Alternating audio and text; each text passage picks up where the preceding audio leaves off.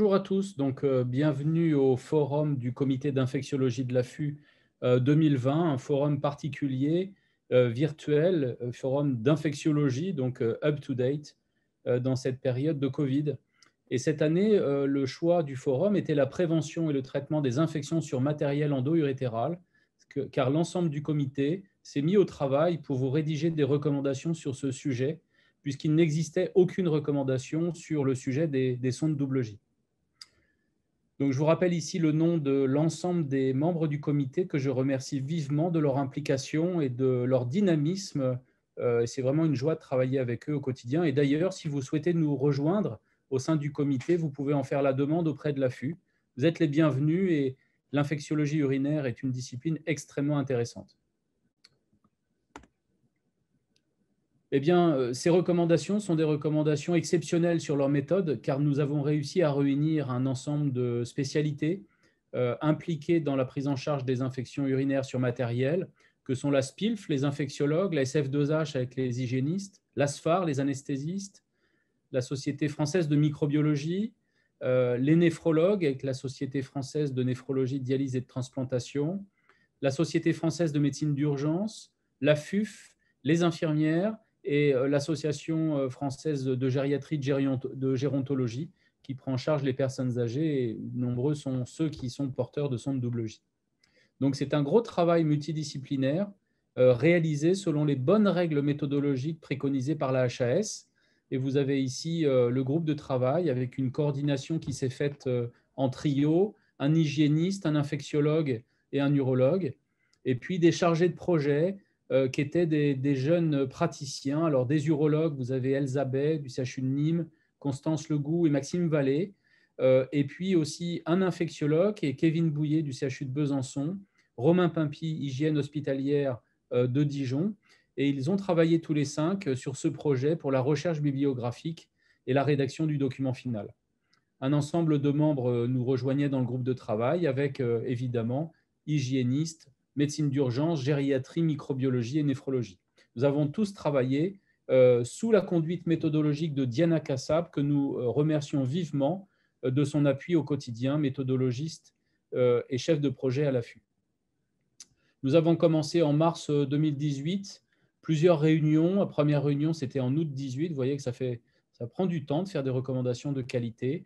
Et ce sont des recommandations pour la pratique clinique recommandées par la HAS qui nous a suivis au départ, même s'il y a eu un gap lié à l'organisation de la HAS au milieu du projet.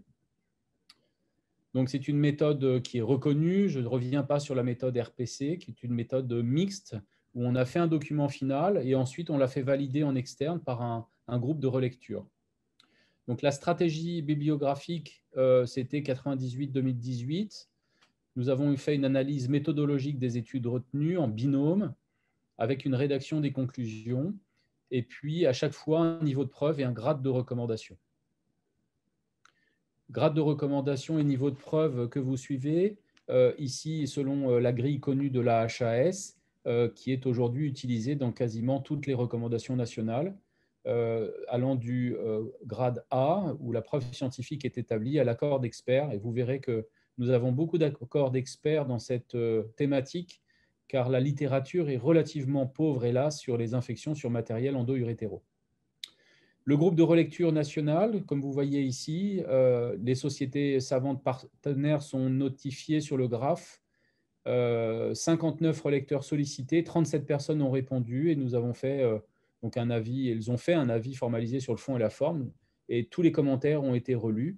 Et vous voyez que de nombreuses personnes et toutes les sociétés ont participé. Voici le plan de notre forum, un forum très riche où vous aurez de nombreux nouveaux messages utiles au quotidien. Donc, je vous invite à écouter avec attention l'ensemble de ce groupe de travail. Donc, tout d'abord, nous allons accueillir le docteur Maxime Vallée, chef de clinique à Poitiers, qui va nous parler des facteurs de risque d'infection sur matériel endo-urétéraux chez les patients non greffés rénaux, puisque nous avons individualisé un groupe particulier de greffés rénaux, puisque la littérature est un peu plus riche dans ce groupe, qui est peut-être particulier finalement. Et c'est d'ailleurs le docteur Romain Pimpy qui nous traitera des facteurs de risque chez les greffés. Ensuite, nous accueillerons Kevin Bouillet, qui nous parlera de la prévention, comment réduire les infections sur matériel endo-urétéro, eu égard à l'analyse de cette littérature, et ce sera des recommandations à suivre, et bien sûr, au quotidien. Comment faire le diagnostic? Ce n'est pas toujours facile de faire le diagnostic sur une infection, sur une sonde double J, une pollacurie isolée avec bactériurie suffit-il à dire qu'il existe une infection sur matériel endo-urétéral? C'est Constance Legout qui nous traitera ce sujet. Elsa Bay, chef de clinique à Nîmes, nous parlera du traitement des infections sur matériel endo-urétéro en cas de signe de gravité, en l'absence de signe de gravité, en cas de suspicion de BLSE. Vous aurez des recommandations très claires rapportées par Elsa sur ce sujet. Et enfin, c'est le professeur Albert Soto, microbiologiste renommé, membre du comité d'infectiologie de l'AFU, qui fera les conclusions de ce beau forum. N'hésitez pas à nous envoyer vos questions si nécessaire. Ces recommandations seront publiées, bien sûr, dans Progrès en urologie très rapidement. Merci à tous. Bonjour à toutes et à tous. Donc, je suis le docteur Pimpi, je suis pharmacien et hygiéniste sur le pôle Bourgogne chez Ramsay, donc sur 2 établissements. Un établissement MCO qui est à Valmy, donc l'hôpital privé Dijon-Bourgogne, et sur un établissement SSR, donc la clinique Les Rosiers. Je interviens dans le cadre du forum CIAFU sur les recommandations donc, sur matériel endo-urétéral et en plus particulièrement, donc, je vais vous traiter des facteurs de risque qui ont été retrouvés chez les patients greffés rénaux lors de notre étude bibliographique que nous avons réalisée avec le groupe de travail.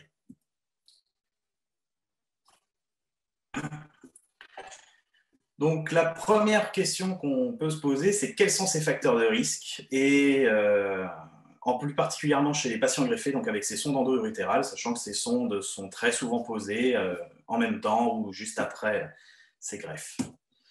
Petit point d'attention avant la suite de la présentation. Alors, quand nous avons fait ce groupe de travail, que nous avons travaillé donc, sur la bibliographie, on a trouvé vraiment une bibliographie très, très hétérogène en termes de méthode.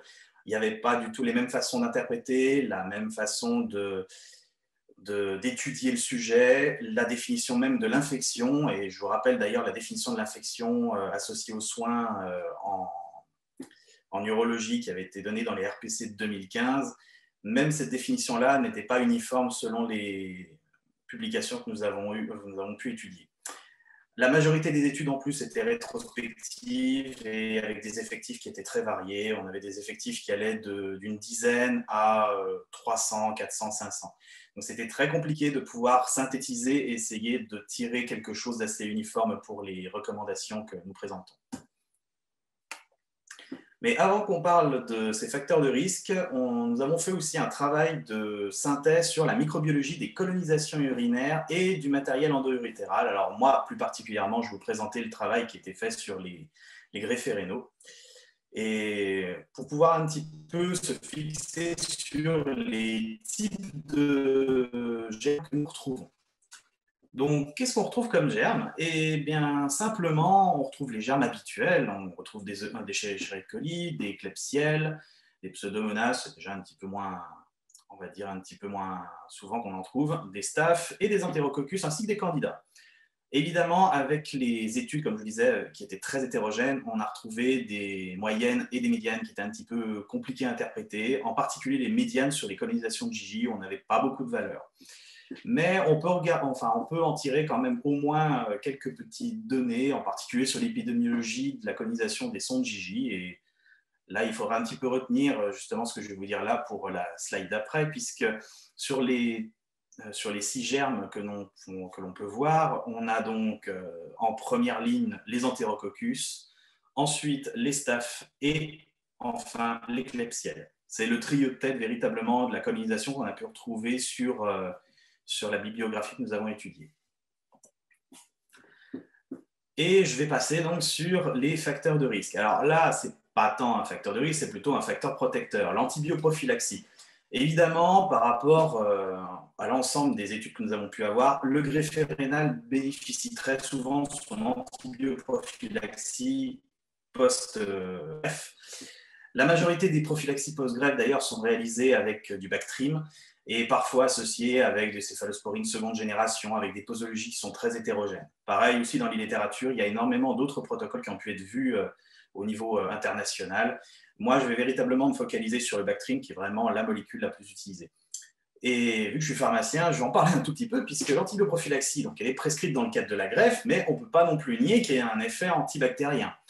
Et je vous rappelle un petit peu, justement, vu que c'est la prophylaxie antibactérienne de première intention, les quelques données qu'on a sur la pharmacodynamie et la pharmacocinétique. Pharmacocinétique, comment est-ce que le médicament s'élimine? Où est-ce qu'il va agir principalement? Quelle est sa demi-vie d'élimination? Ça, c'est plus véritablement pour pouvoir refixer quelques éléments, on va dire, pharmaceutiques. Mais sachant ci, nous allons avoir une question à se poser, c'est est-ce que véritablement, par rapport aux germes que nous avons cités tout à l'heure, donc pendant notre revue d'épidémiologie de colonisation des JJ et des sondes endo-urétérales en général, est-ce que véritablement c'est efficace? C'est la question que je me suis aussi posée, enfin qu'on s'est tous posée. Eh bien, en règle générale, oui, il y a quand même une activité du Bactrim. Mais par exemple, sur l'entérococcus, et si vous vous rappelez bien, donc c'était le premier germe qu'on retrouvait dans les colonisations de sondes endo-urétérales, eh ben, on peut remarquer qu'au niveau des entérococcus, ils sont naturellement résistants aux sulfamides. Malheureusement, ce n'est pas parce qu'on a une antibioprophylaxie pour autant on est forcément protégé au niveau de la colonisation et de la colonisation urinaire et des sondes endo-urétérales. Là aussi, je vous rappelle 2-3 petites notions. Donc là, c'est un extrait de l'EUCAST, donc de la Société française de microbiologie. Pour les personnes qui sont intéressées, c'est un gros bouquin, c'est un grand fichier, en gros, qui reprend toutes les résistances et qui permet de définir pour les laboratoires les seuils de résistance en fonction des disques qui sont utilisés pour pouvoir faire les tests de concentration minimale d'inhibition. Et effectivement, il rappelle bien que l'entérococcus est naturellement résistant au sulfamide. Si jamais ça vous intéresse, vous pouvez effectivement le consulter, même si c'est extrêmement imbuvable à lire. Le facteur de risque suivant, donc le type de sonde et la source du don d'organes. Alors, on pouvait se demander effectivement s'il y avait intérêt à utiliser un matériau par rapport à un autre. Là aussi, bibliographie très hétérogène, beaucoup de types de surface, du silice, la silice, même des fois des dérivés de diamant. Et finalement, d'ailleurs, sur les recommandations, c'est ce que nous avons recommandé dans la recommandation A7, il n'y a aucune recommandation qui peut être émise sur le type de matériau utilisé. Pareil sur la source du don. Donc, on a regardé un petit peu aussi dans la bibliographie ce qui pouvait se faire. Et au final, on voit quand même qu'il n'y a pas vraiment d'impact sur la bactériurie et l'infection. Très peu d'études sur le sujet. Par contre, ce qu'on a remarqué, mais là, ça se remarquait sur deux, trois études, le rejet de greffe et la prise retardée de greffon en fait, étaient corrélés à la bactériémie et à une ECBU positive. Mais ce qui peut être lié aussi à la perte de fonction rénale qui peut entraîner effectivement toutes ces conséquences. La durée de portage de la sonde endo-urétérale. En règle générale, évidemment, il faut toujours évaluer l'opportunité d'une sonde, quelle qu'elle soit endo-urétérale et que ce soit une sonde à demeure en général d'ailleurs aussi. C'est le même raisonnement qu'on applique pour les voies veineuses. Bon, bien sûr, dans la littérature, c'est difficile de faire ressortir ce point parce que la durée de portage aussi, c'est très peu étudié. Alors, évidemment, il y a beaucoup de facteurs de confusion pour clairement établir une durée idéale. On ne peut pas véritablement aujourd'hui, avec la bibliographie actuelle, dire c'est à partir de 30, 45, 60 jours. Donc aujourd'hui, on recommande vraiment de le laisser le moins longtemps possible. Évidemment, c'est en fait simplement la réévaluation par rapport à l'état clinique du patient et de la patiente. On ne peut pas recommander non plus un changement systématique du matériel endo-urétéral en présence d'infection. Par contre, dans les situations qu'on pourra éditer juste après, il doit y avoir un changement systématique du matériel, surtout quand il y a dilatation de l'appareil urinaire ou majoration de la dilatation, une non-amélioration clinique de 72 heures d'antibiothérapie bien conduite, la rechute ou la récidive d'infection sur le matériel. Donc, il ne faut vraiment pas hésiter à changer le matériel si clairement il ne peut pas être rattrapé et c'est malheureusement c'est pas facilement rattrapable. Pour ce qui est du sondage vésical, il y a très peu d'études. Alors, le sondage vésical concomitant au sondage endo-urétéral, hein, évidemment. Donc, bon, le sondage vésical prolongé, je veux dire que ça, même en dehors d'une sonde endo-urétérale, évidemment, il y a un risque de colonisation et puis d'infection. Et évidemment, beaucoup de colonisation, je veux dire que ça, de toute façon, une sonde finit forcément à un moment ou un autre par se coloniser. L'infection, elle, n'est pas automatiquement liée derrière. Enfin, nous avons le sexe et l'âge du patient. Alors, est-ce qu'il a une influence? Eh bien, oui, en fait, on retrouve que le sexe féminin est identifié sur les études comme étant un risque d'infection urinaire. Alors, après, on ne va pas tergiverser sur une guerre des sexes, mais évidemment, le problème étant que physiologiquement, il y a plus de risques d'avoir une infection urinaire chez une femme qu'un homme. En fait, la colonisation va aussi de soi. Donc, ça pourrait expliquer le fait qu'on retrouve plus souvent le sexe féminin associé aux infections liées au sang endo-urétéral.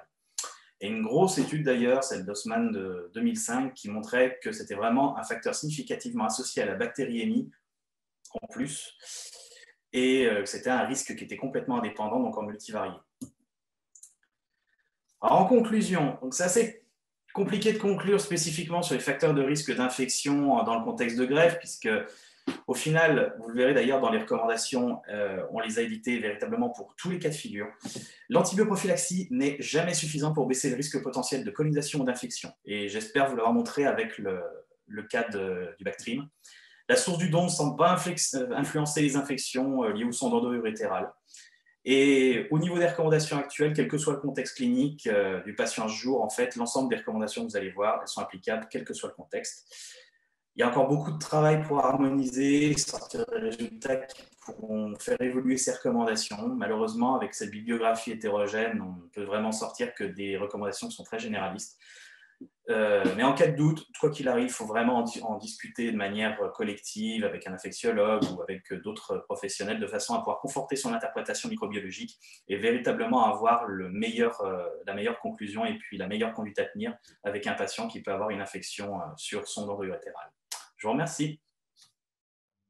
Bonjour à tous, je vous remercie de me donner la parole même dans cette situation difficile pour vous présenter un travail du CIFU qui représente presque 2 années de travail et je vais vous présenter aujourd'hui les facteurs de risque d'infection sur matériel endo-urétéral chez le patient non transplanté rénal. Alors la problématique, elle est évidente pour beaucoup d'urologues, c'est une situation qui est relativement fréquente. On est parfaitement au clair sur la prise en charge de ces patients avec l'expérience. Mais c'est vrai que quand on est jeune et qu'on débute son expérience, on est souvent un petit peu plus mis en difficulté face à cette situation-là. Et on se rend compte quand on cherche un petit peu dans la littérature qu'on n'a pas de référentiel facile à trouver et très clair sur la prise en charge de ces patients. C'est une situation d'autant plus fréquente qu'actuellement, on est environ à 100 000 pauses ou changements de sonde double J en France. Ce qui représente donc un nombre important de patients, puisqu'on estime qu'environ 11 à 18 de ces patients, au vu des études qui ont travaillé sur ce sujet, vont un jour avoir une infection liée au matériel endo-urinaire mis en place. La difficulté qu'on a eue pour ce travail, c'est que c'est une littérature qui est extrêmement hétérogène et discordante, et il a fallu effectivement faire le tri. Pour ça, on a d'abord effectué une recherche bibliographique, comme vous le voyez, qui paraît comme ça de prime abord relativement indigeste, et je vous rassure, elle l'est. Il a fallu qu'on fasse beaucoup de tri pour que vous voyez un petit peu, effectivement, on a exclu de cette analyse et cette recherche des facteurs de risque d'infection sur matériel les patients qui étaient transplantés rénaux notamment, mais en revanche, on a couvert beaucoup de situations et beaucoup de synonymes de manière à être certain de retrouver toutes les études sur le sujet. De cette recherche bibliographique, on a identifié 504 articles et pour finalement n'en retenir dans cette analyse seulement que 26.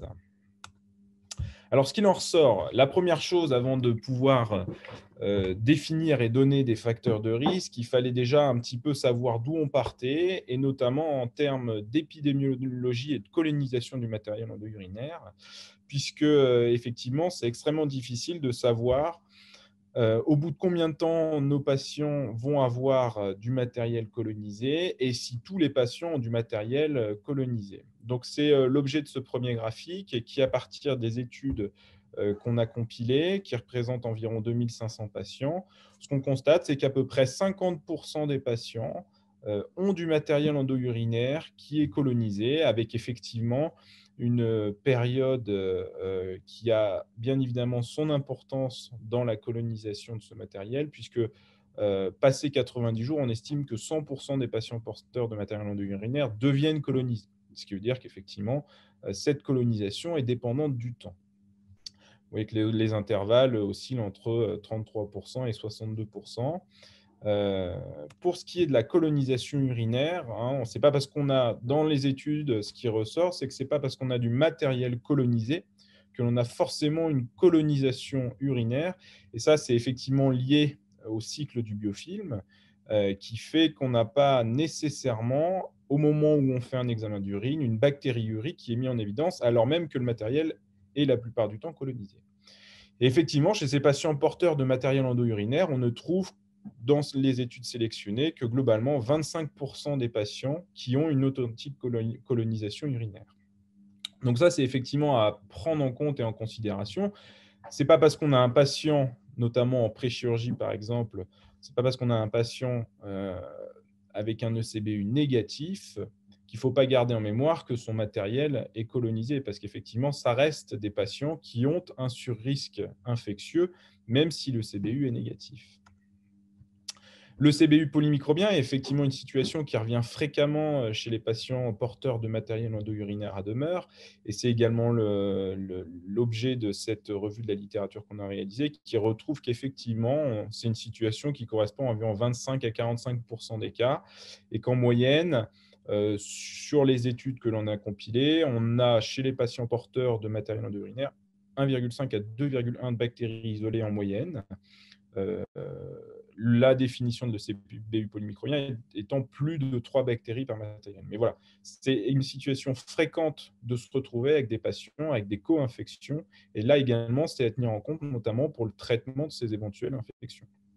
Et du coup, ça complique bien évidemment la prise en charge de ces patients, puisqu'il va falloir adapter notre prise en charge et notre stratégie, notamment antibiotique.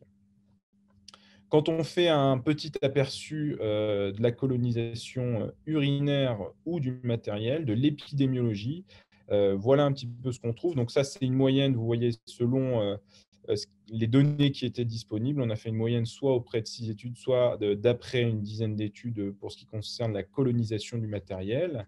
Ce qu'il en ressort, c'est qu'effectivement, le matériel est majoritairement colonisé à Escherichia coli, à Staphylococcus, tout type de bactéries comprises et entérocoques. Et c'est effectivement l'impression qu'on peut avoir en pratique clinique, puisque pour ce qui concerne la colonisation urinaire ou les infections, malheureusement, les études ne nous permettaient pas de différencier les deux, hein, puisque la définition de la colonisation urinaire, c'est un concept assez récent.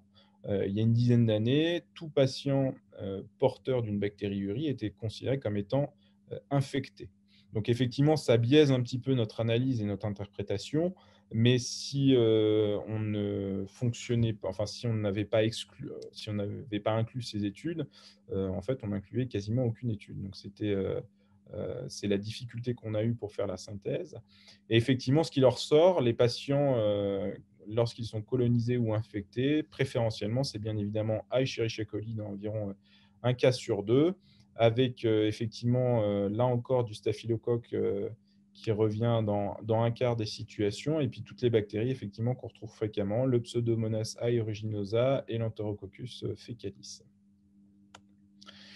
Pour ce qui est des facteurs de risque, finalement, que l'on a mis en évidence d'infection sur matériel endo-urétéral, malheureusement, on n'a rien de très significatif qui ressort, puisque effectivement, pour ce qui est des facteurs de risque que l'on a analysés, hein, la durée par exemple de portage de la sonde, le type de sonde, l'indication chirurgicale pour laquelle la sonde était posée, l'insuffisance rénale chronique, et je vous laisse lire les autres facteurs de risque.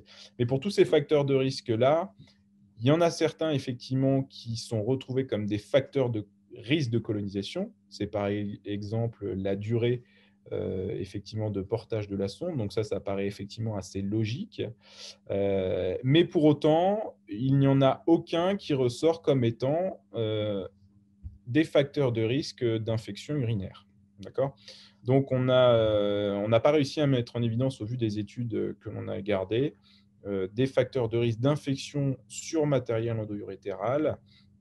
Et malheureusement, effectivement, il faudrait des études probablement un petit peu plus solides pour pouvoir en ressortir, puisque la majeure partie des études qui ont été retenues dans l'analyse ici sont des études de faible niveau de preuve, niveau de preuve 3 ou 4, et qui ne permettent pas effectivement de trancher définitivement.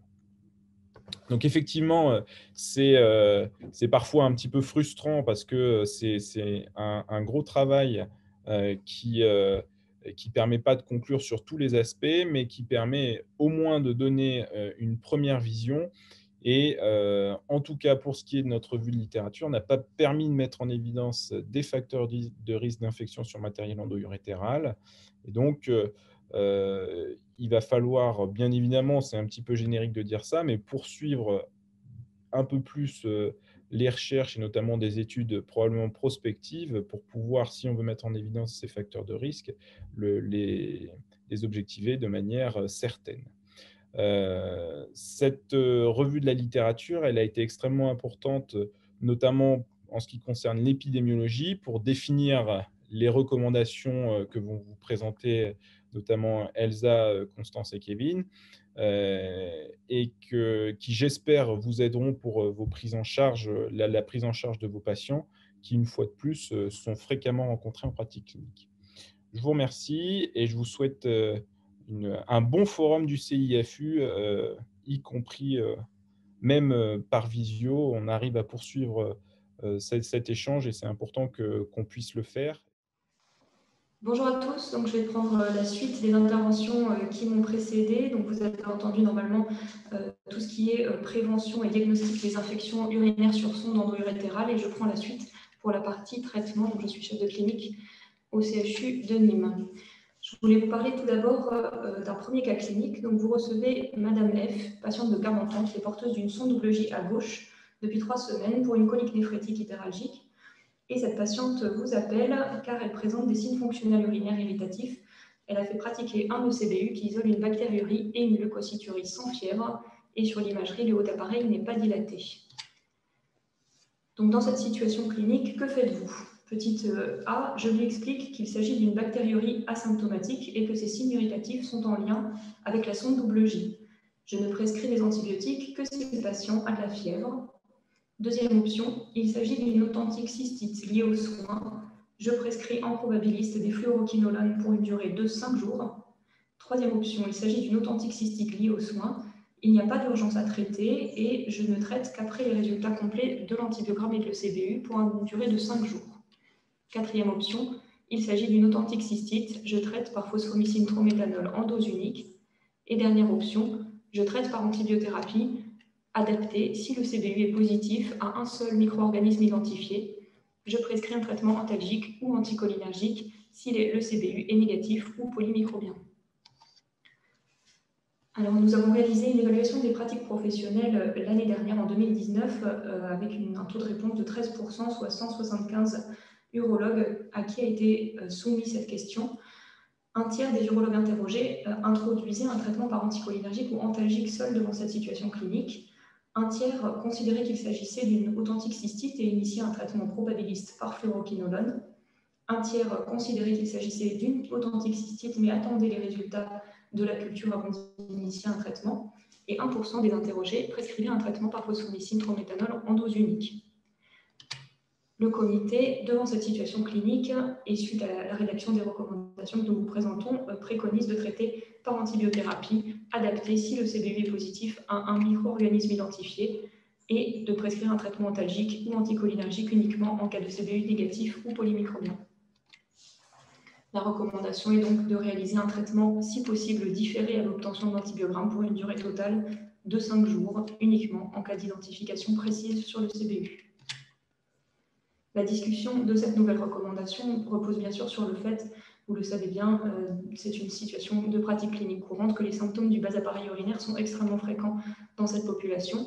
Ces symptômes engendrent souvent la réalisation d'un ECBU qui est parfois et même souvent positif dans 25 à 70% des cas en présence de matériel endo-urinaire.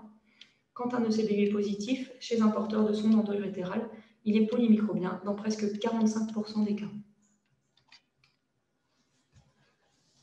Je voulais vous proposer un deuxième cas clinique pour une situation qui est plus problématique et tout aussi fréquente dans la vie clinique quotidienne, qui repose sur le traitement de la pyélonéphrite sur sonde endourétérale. Je voulais vous parler de Madame D, 75 ans, qui est porteuse elle aussi d'une sonde double J au long cours pour une sténose urétérale droite, post-radique, dans les suites d'un cancer de l'utérus traité par radiochimio-curithérapie il y a 2 ans. Le dernier changement date d'il y a 2 mois en ambulatoire et sans difficulté, et elle consulte pour fièvre, frisson avec une fonction rénale stable. Le scanner n'objective aucune dilatation du haut appareil, le CBU et les hémocultures sont positives. Vous êtes donc devant une authentique pyélonéphrite sur sonde double J, changez-vous la sonde double J. Première option, je la change immédiatement, en urgence. Deuxième option, j'attends 2 à 2 traitements et une bonne évolution clinique, puis je change la sonde double J systématiquement. Troisième option, j'initie un traitement antibiotique adapté, laisse la sonde double J en place et attend de voir l'évolution clinique, et elle ne sera changée que si l'évolution est défavorable. Dernière option, je ne changerai la sonde double J qu'en fonction du micro-organisme identifié, par exemple en cas de Candida albicans ou de Pseudomonas aeruginosa, qui sont responsables de plus de création de biofilms sur le matériel. Dans cette situation, que font les urologues français? Donc les résultats de la même étude publiée en 2019. 2% à peine des urologues interrogés changent la sonde JJ immédiatement et en urgence. 16% attendent 2 jours puis changent systématiquement la sonde double J. 3 urologues sur 4 ne la changent que si l'évolution est défavorable et 7% ont une attitude fonction du micro-organisme retrouvé. Vous voyez donc bien qu'une très large majorité des urologues ne changent pas cette sonde double J en urgence. Le comité préconise de mettre le patient sous antibiotiques, de laisser la sonde double J en place et d'attendre de voir l'évolution clinique. Elle ne sera changée que si l'évolution clinique est défavorable après 2 à 3 jours de traitement bien conduit. On ne peut donc pas recommander le changement systématique d'un matériel endourétéral en présence d'une infection.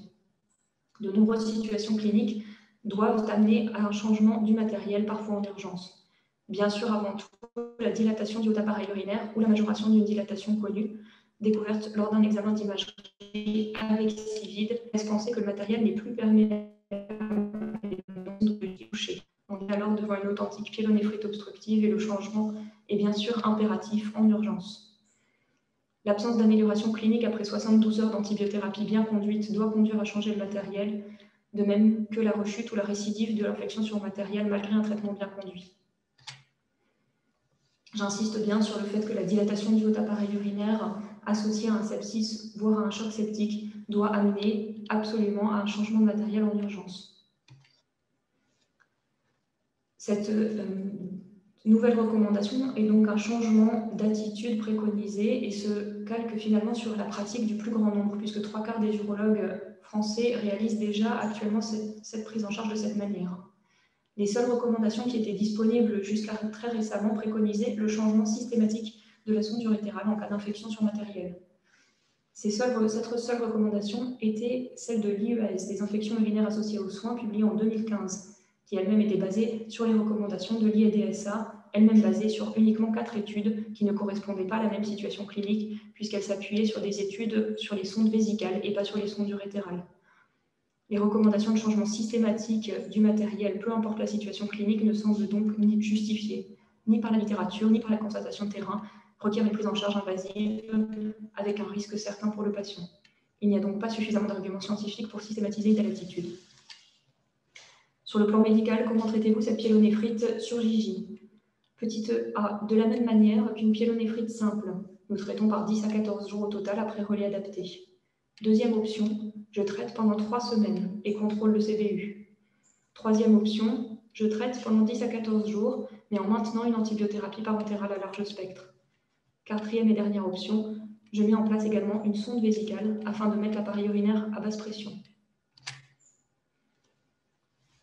3/4 des urologues interrogés par la même enquête traitaient de la même manière qu'une pyélonéphrite simple, par un traitement de 10 à 14 jours. 7% prolongeaient le traitement pour 3 semaines avec un contrôle de CBU à l'issue du traitement. 5% traités pendant 10 à 14 jours par une antibiothérapie parentérale. Et 15% mettaient en place une sonde vésicale. Devant cette situation clinique, le comité préconise de traiter de la même manière qu'une pyélonéphrite simple avec 10 à 14 jours de traitement au total, avec un relais antibiotique adapté à l'antibiogramme dès que possible. La mise en place d'une sonde vésicale pour mettre l'appareil à basse pression peut se discuter au cas par cas. La recommandation est donc en présence d'une infection surmatérielle endo-urétérale, il est recommandé en probabiliste d'utiliser une association de piperacilline et tazobactam. En cas de gravité, bien sûr, il faut y associer un traitement par amikacine, si possible en monodose et pour une durée de 48 heures grand maximum. En cas de signe de gravité et de facteur de risque d'entérobactérie BLSE, il est recommandé d'utiliser bien sûr du carbapénem et de l'amicacine. En cas d'allergie à la pénicilline, il est recommandé d'utiliser une association de vancomycine et d'astréonam. L'antibiothérapie choisie doit prendre en compte dans cette situation clinique le fait que l'écologie des infections urinaires surmatérielles est différente que dans les infections associées aux soins hors présence de matériel endo-urétéral. 25 à 40% des patients porteurs de sondes endo-urétérales présentent une colonisation urinaire chronique, avec cette colonisation qui est polymicrobienne dans presque un cas sur deux. Cette colonisation ou les infections sont également très souvent à bactéries multirésistantes, également plus souvent à Pseudomonas aeruginosa, à Staphylocoque ou à Candida. L'écologie est donc bien différente et l'antibiothérapie doit donc s'y adapter. Comme conclusion, ces recommandations françaises portant sur la prévention, le diagnostic et le traitement des infections urinaires surmatérielles endo-urétérales sont les premières en date. La littérature existante, bien qu'abondante, est de qualité méthodologique insuffisante pour permettre la rédaction de recommandations robustes et de fort niveau de preuve. Ces recommandations ont néanmoins le mérite de proposer un nouveau cadre à la prise en charge de cette situation clinique courante, basée sur l'avis d'experts, le comité de relecture et l'ensemble de la littérature existante. Je vous remercie. Donc, bonjour à tous, je m'appelle Kevin Bouillet, je suis médecin infectiologue à l'hôpital de Besançon et donc je vais vous présenter la partie prévention des infections urinaires sur sonde endo-urétérale, des recommandations. Donc, je vous présente sous forme de cas cliniques. Et donc pour commencer, je vous présente cette première situation. Vous êtes en réunion multidisciplinaire et vous présentez le dossier de Madame F, 47 ans, antécédent de cystite récidivante et un calcul urétéral pour lequel vous prévoyez une mise en place de JJ. Et la question est, est-ce qu'il faut lui prescrire un ECBU avant mise en place de sa sonde JJ? Donc la réponse est oui, ECBU systématique avant la mise en place de sonde, 10 jours avant le geste. En effet, la SFAR en 2018 a émis des recommandations qui stipulent un ECBU systématique avant chirurgie urologique. Le problème, c'est que beaucoup d'actes sont faits par les urologues et ne sont pas à risque infectieux augmenté, même en cas de CBU non stérile. Donc il a été décidé par le groupe de travail de recommander un ECBU systématique dans les 10 jours précédant la pose ou le changement de sonde.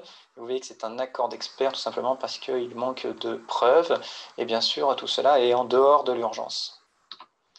Alors comme je vous l'ai dit, on a peu d'articles sur le sujet, mais on a cette étude qui est une étude récente française, multicentrique, qui est réalisée dans des cliniques du sud de la France avec 223 patients qui sont suivis après une première pose de sonde JJ pour une lithiase urinaire. Et puis le but c'était de les suivre jusqu'au retrait de la sonde JJ. Et vous voyez que dans ces cas-là, il y en a à peu près un peu moins de la moitié, 42% qui n'ont pas du tout eu d'antibiotiques, que ce soit une antibiothérapie prophylactique au moment de la chirurgie ou alors une antibiothérapie curative avec un ECBU positif avant la JJ. Vous voyez que le taux d'infection il est de 8,1% quand il n'y a pas d'antibiotique et 1,4% quand il y a eu une antibiothérapie, avec un petit p qui frôle la significativité. Donc, ce qui montrerait quand même l'intérêt, ou en tout cas la tendance de l'intérêt de l'antibiothérapie dans ces cas-là. Alors, vous récupérez dans le dossier un ECBU réalisé il y a 48 heures, qui est positif à Escherichia coli. Comment allez-vous lui prescrire l'antibiothérapie avant la pose de JJ? Donc, l'antibiothérapie, c'est 48 heures avant et 24 heures après. Donc là, on a modifié un petit peu les anciennes recommandations. Et donc, vous voyez ici la recommandation 1.3 qui est de traiter avant la pose ou changement de matériel, 48 heures avant et jusqu'à 24 heures après. Vous voyez que c'est encore un accord d'experts, donc ce qui montre le manque de données. Et puis la petite phrase, bien faire attention en cas de CBU polymicrobien, de bien demander aux microbiologistes de faire l'antibiogramme sur toutes les bactéries, sur tous les micro-organismes, ou alors de recontrôler le CBU, ça c'est important. Alors, pourquoi ces recommandations? L'objectif de l'antibiothérapie dans ce cas-là, bien sûr, c'est de stériliser les urines et éviter la colonisation de l'infection urinaire de la sonde Gigi par une bactérie qui est déjà présente, et puis on va passer la Gigi dans ces urines infectées et on risque de la coloniser. Bien sûr, le risque d'une antibiothérapie, c'est la sélection de bactéries multirésistantes. Plus on prescrit d'antibiotiques, plus ce risque augmente. Et puis bien sûr, les effets secondaires de l'antibiothérapie. Donc on a peu de données pour ces recommandations puisque c'est un accord d'experts. Vous voyez que sur des modèles animaux, cette fois de souris, d'infection urinaire, vous voyez que le compte bactérien après 24 heures d'antibiotiques, il est bien diminué, quasiment nul, après 24 heures d'antibiothérapie. Donc ce qui voudrait dire que cela suffit comme délai pour stériliser les urines. Et puis bien sûr, pourquoi on limite cette antibiothérapie? On sait bien que le mésusage des antibiotiques et surtout la durée de l'antibiothérapie est un facteur de sélection de bactéries résistantes. Et vous savez qu'on est en augmentation de ce nombre de bactéries résistantes et qu'en France, on est un des gros consommateurs d'antibiotiques. Donc moins on les utilise et mieux c'est.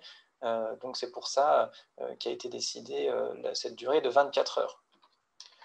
Bon, il n'y a pas que cet argument-là, il y a aussi l'argument de dire est-ce que de traiter plus longtemps, c'est mieux? Et vous voyez que dans cette étude prospective monocentrique, il y a eu un bras antibioprophylaxie juste périopératoire et puis un bras antibioprophylaxie jusqu'au retrait de la sonde, avec une durée médiane de sonde de 28 jours. Et vous voyez que dans le groupe qui ont été traités pendant tout ce temps-là par antibiothérapie, non seulement il n'y a pas plus d'infections urinaires, mais il y a bien sûr plus d'effets secondaires, notamment cutanés et gastro-intestinaux, mais également l'apparition de bactéries résistantes, 6% versus 10% dans l'autre groupe. Alors finalement, la pose de Gigi s'est déroulée sans problème. Vous voyez la patiente à J45 pour retirer la sonde et vous posez la question, qu'est-ce qu'il faut faire pour éviter le risque infectieux? Donc l'antibiothérapie en cas de retrait de sonde, elle est utile qu'en cas de signes infectieux avérés. Donc vous voyez la recommandation qui, encore une fois, est un accord d'experts, donc peu de données dans la littérature, mais qu'est-ce qui nous a amené à recommander cela? Donc il y a quelques études qui peuvent nous laisser penser que l'antibiothérapie avant le retrait d'une sonde, ça ne modifie rien, notamment cette étude qui visait juste à montrer l'épidémiologie des bactéries positives sur ECBU ou directement sur la sonde Gigi lorsqu'elle était enlevée. Et vous voyez que les gens aient eu ou pas des antibiotiques avant le retrait de cette sonde, le taux de bactéries retrouvées sur le CBU ou sur la sonde Gigi est le même dans les deux groupes. Et puis il y a également cette étude intéressante qui est une évaluation des pratiques professionnelles publiée dans le Progrès en urologie. Pas d'antibiothérapie avant le retrait de sonde Gigi, donc ça c'était leur protocole lorsqu'ils ont fait cette étude. Et puis après un questionnaire aux patients pour voir si jamais ils avaient eu ou pas une infection urinaire. Vous voyez qu'en fait, il y a très peu de patients qui ont fait une infection. Il y a seulement 2 patients qui ont eu de la fièvre après le retrait de cette sonde Gigi. Et dans ces 2 patients-là qui ont eu de la fièvre, il y a eu notamment une bactériémie qui n'a probablement rien à voir avec la sonde Gigi. Vous voyez par contre le traitement antibiotique prescrit par les médecins traitants qui est assez élevé et qui peut être possiblement corrélé à la présence de signes fonctionnels, notamment les brûlures ou les pollakiuries.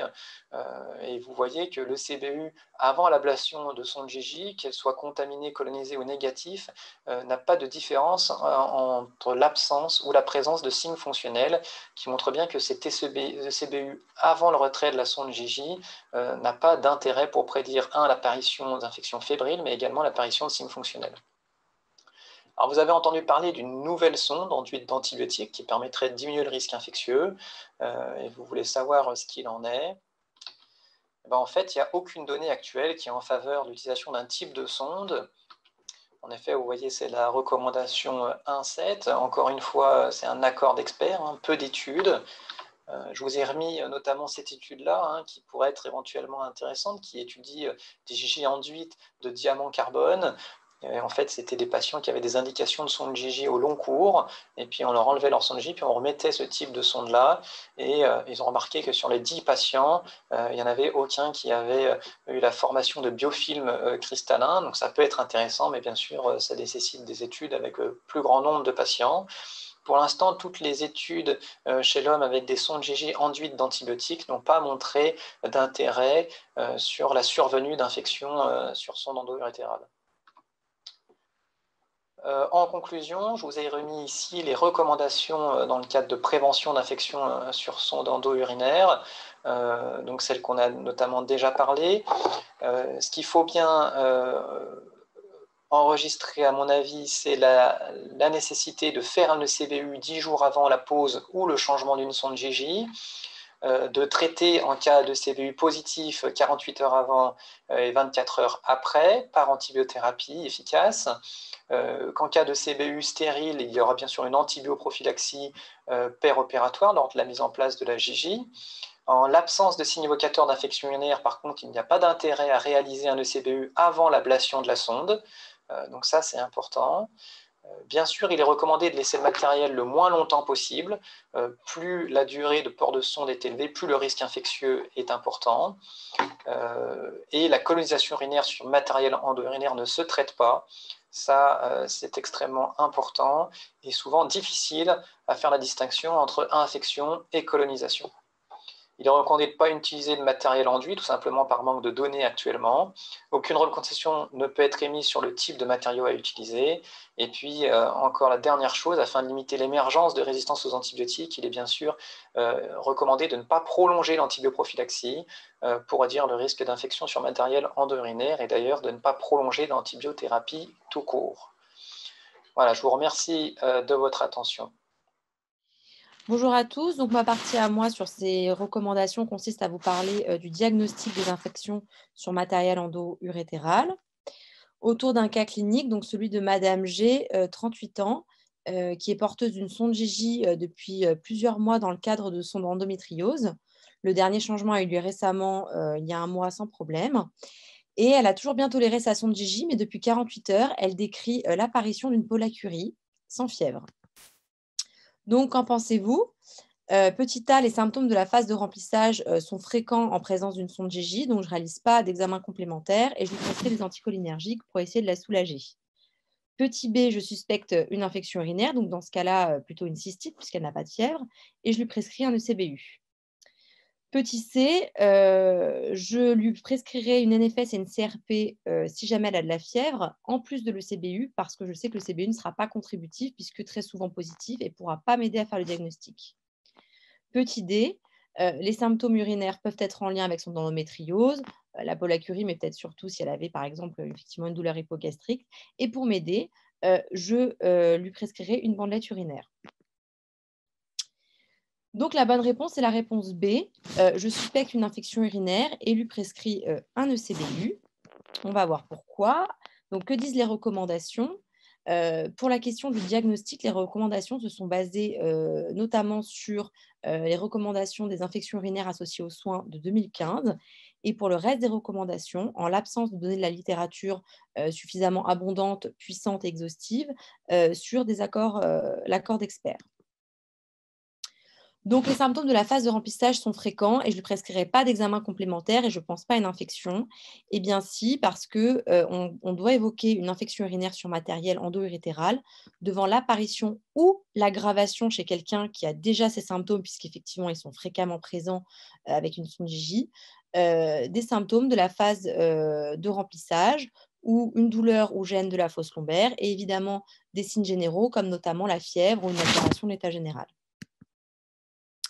Je suspecte une infection urinaire, donc une cystite, et lui prescrire un ECBU, oui.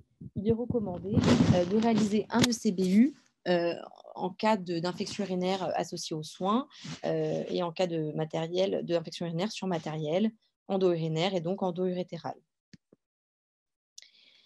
Concernant la CRP, on n'a pas pu émettre de recommandations sur l'utilisation de la CRP et de la PCT pour s'aider au diagnostic d'une infection sur matériel endo-urétéral. Et les symptômes urinaires peuvent être en lien avec son endométriose, oui, mais ce ne sera pas la bandelette urinaire qui est préconisée pour s'aider à faire le diagnostic. La bandelette urinaire est à proscrire en cas d'infection urinaire associée aux soins ou en cas d'infection urinaire sur matériel endo-urinaire et donc endo-urétéral aussi. Donc, nous lui avons fait réaliser un ECBU. Celui-ci retrouve une leucocyturie et ne retrouve pas de bactériurie à un taux significatif. La patiente insiste bien sur le fait qu'elle est gênée. Qu'en pensez-vous? Donc, je suspecte bien une infection urinaire malgré l'absence de germes à un taux significatif sur le CBU, car les symptômes sont vraiment inhabituels chez cette patiente. Petit b, la leucocyturie me pousse à lui prescrire une antibiothérapie. Petit c, étant donné que le CBU ne retrouve pas de bactériurie à un taux significatif, je ne prescrirai pas d'antibiotiques, mais simplement un traitement anticholinergique pour essayer de la soulager. Et enfin, je suspecte quand même une infection urinaire. Je changerai la JJ au cours de sa prise en charge. Et pour confirmer l'infection, puisque le CBU n'est pas contributif, j'enverrai un bout de JJ en bactériologie. Eh bien, la bonne réponse, c'est la réponse A. On va voir pourquoi. Donc, je suspecte une infection urinaire malgré l'absence de bactéries à un taux significatif. Oui, parce qu'on l'a vu, donc il faut évoquer une infection urinaire devant les symptômes nouvellement apparus chez cette patiente. Et la recommandation R2.5 préconise que la clinique prime sur les seuils de bactériurie pour la décision thérapeutique. La leucocyturie, non, ne doit pas pousser à prescrire des antibiotiques. On ne doit pas la tenir en compte en cas de matériel endo-urétéral. On l'a vu, les signes cliniques priment sur les seuils de bactériurie pour la décision thérapeutique. Donc, on doit tenir compte de ces symptômes avant tout pour guider la prise en charge thérapeutique. Et enfin, concernant le fait d'envoyer la sonde JJ en bactériologie, non. Il n'y a pas toujours d'association entre la colonisation de la sonde JJ et la présence d'une bactériurie. Une sonde JJ colonisée est associée à un ECBU positif dans seulement 25 à 70% des cas. Et de plus, l'homologie entre les bactéries isolées sur la sonde JJ et les bactéries retrouvées sur le CBU est très faible. Donc, pas d'intérêt à envoyer la sonde JJ en bactériologie. Donc, au total, les symptômes de la phase de remplissage sont très fréquents en cas de matériel endo-urétéral. Passé un délai d'1 mois et demi, 100% des sondes JJ sont colonisées. Le CBU est très souvent positif en cas de présence d'un matériel endo-urinaire. Donc, il y a vraiment une difficulté au diagnostic d'infection urinaire chez ces patients. Deuxième cas clinique, celui de Madame P, plus âgée, 80 ans, qui est elle aussi porteuse d'une sonde JJ au long cours pour un syndrome de jonction. Sa fille l'a emmenée aux urgences car elle la trouve un petit peu confuse depuis hier. Elle a un fébricule, un bilan biologique normal, notamment pas de syndrome inflammatoire biologique, une créatinémie un petit peu élevée et son ECBE est positif. Qu'en pensez-vous? Son ECBE est positif, donc je suspecte une infection urinaire d'emblée et je ne poursuivrai pas les investigations. Petit b, la colonisation du matériel urinaire est très fréquente chez la personne âgée, donc je ne tiens pas compte du fait que le CBU est positif pour poser un diagnostic. Petit c, il peut être discuté de lui faire réaliser un scanner cérébral pour explorer cette confusion. Petit d, le diagnostic d'infection urinaire est possible. Les deux bonnes réponses sont les réponses C et D. En effet, chez la personne âgée, les symptômes atypiques urinaires ou extra-urinaires, comme la chute, la confusion, l'aggravation d'une défaillance d'organes, doivent pouvoir faire évoquer une infection urinaire. Mais néanmoins, il convient d'éliminer les prises en charge, les pathologies extra-urinaires avant de poser le diagnostic d'infection urinaire, notamment en cas de symptômes atypiques. Concernant la colonisation, il est recommandé de répertorier la présence d'une colonisation chez les patients porteurs de matériel, parce que si elle est chronique, on évitera des diagnostics en excès et des surtraitements. En conclusion, le diagnostic d'une infection urinaire sur matériel endo-urétéral est très difficile, tant sur le plan clinique que paraclinique. Beaucoup de spécialités sont confrontées à ce problème-là. Les médecins généralistes qui voient passer des ECBU chez des patients porteurs de matériel, les urgentistes avec les patients qui se présentent aux urgences pour une aggravation de leurs symptômes habituels sur son JJ ou des symptômes nouvellement apparus, les gériatres, etc. Et à chaque fois, c'est la même question. Est-ce qu'il s'agit d'une colonisation associée à des troubles de la phase de remplissage liés à l'extrémité distale de la sonde JJ, ou alors une cystite, et de même en cas de fièvre. pas évident de faire la part des choses. Ces recommandations, on l'a vu et on le verra dans les autres parties, n'ont pas pu s'appuyer sur des études très puissantes, etc. Mais néanmoins, on a quand même pu établir des recommandations, au moins grâce à des accords d'experts, et celles-ci sont à diffuser pour faciliter la prise en charge de ces patients. Je vous remercie de votre attention. Bonjour à toutes et à tous. Voilà, donc on va se charger et on va donner donc la lourde charge de conclure ce forum concernant la prévention, diagnostic et traitement des infections sur matériel endo-urétéral de l'adulte. Alors j'ai repris les différentes recommandations, mais pas dans l'ordre, plutôt en les regroupant sous forme thématique. Alors, désolé. Les recommandations donc, concernant les sondes endo-urétérales ont abordé trois aspects, l'aspect prévention, l'aspect diagnostic et l'aspect traitement. Simplement pour revenir sur la problématique de la colonisation et de la sonde Gigi, bien, cette colonisation urinaire est habituellement rapide, elle n'est pas systématiquement associée à une colonisation de la sonde endo-urétérale ni à une infection urinaire, d'où l'importance pour le traitement futur. Il existe également une variabilité entre les micro-organismes qui vont être isolés au niveau de l'ECBU et ceux qui seront retrouvés au niveau de la sonde, on y reviendra. Et il y a de plus en plus de papiers qui soulignent l'importance de la prise en charge de l'aspect polymicrobien de l'ECBU. Si vous avez l'occasion de regarder notre intervention avec le professeur Jean-Philippe Lavigne et le professeur Franck Bruyère sur le microbiote urinaire, je vous invite à le faire dans le cadre de ce congrès. Alors, il a été mis en évidence des facteurs favorisants d'augmentation de fréquence de la colonisation de la sonde Gigi. Ces facteurs sont montrés sur cette diapositive. Les recommandations donc, ont été déclinées selon plusieurs thématiques. Tout d'abord, la prévention du risque infectieux. Il est évident que pour prévenir le risque d'infection lorsqu'il est envisagé la mise en place d'une sonde, eh bien, le CBU dans les 10 jours précédents est important pour vérifier que les urines sont stériles ou pas et qu'il sera nécessaire de prendre en compte un ECBU polymicrobien, comme je vous l'ai déjà dit. Il est important également de traiter une colonisation urinaire avant pose ou changement de matériel endo-urétéral et nous reviendrons sur les durées de traitement, mais bien entendu, classiquement, on utilise une molécule efficace par rapport à l'antibiogramme 48 heures avant la pause et jusqu'à 24 heures en post-opératoire. En ce qui concerne toujours la prévention du risque infectieux, il est important également de limiter au maximum la durée du portage, c'est la recommandation 1.5, mais il n'existe pas dans la littérature une durée idéale de portage. Il y a en revanche des situations qui vont conduire au retrait de ce portage, de cette sonde, qui sont déclinées ici, notamment la dilatation du haut appareil, la non-amélioration clinique à l'évaluation des 72 heures de l'antibiothérapie et l'éventualité d'une rechute ou d'une récidive d'infection sur matériel.